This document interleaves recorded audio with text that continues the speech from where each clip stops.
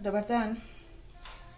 Kada nemamo ideje što bi baš mogli recimo praviti, a imamo viška, na primjer, mljevenog mesa, uz popečke odlučila sam napraviti i lađice. Ne znam jeste li ikad pravili, ali evo moj recept. Imam znači dvije malo veće paprike koje sam naravno očistila iznutra od sjemenki i blago sam, znači prepolovila sam ih po pola i blago sam ih povegetila, malo jer mi je začinjeno meso. Krumpir koji sam također znači po pola i izdubila sam ih iznutra, znači on je izdubljen. Od viška krumpira, znači što ste izdubili, možete napraviti krumpir pire ili ih dodati, znači sitno nasjeckati i dodati ovom mljevenom mesu koje ćete staviti u papriku. Ja sam u to faširano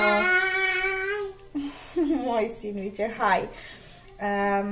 U mljeveno meso, klasika, crveni bijeli luk, začini koje volite, jaje, kruha. U kutove ću staviti ove paprike.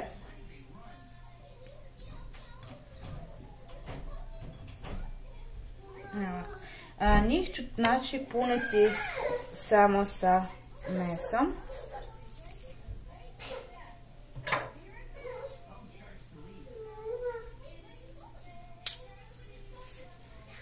Znači uzmemo krumpir.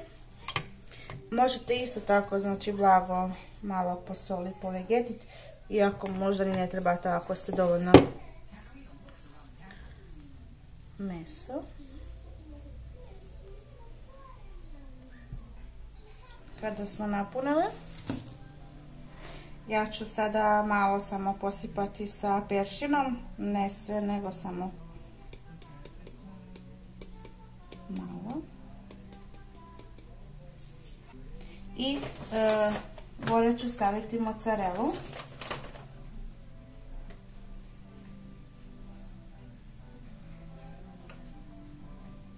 Evo, znači kada smo stavili mozzarelu i sve što smo htjeli, sada ćemo to staviti na pečenje.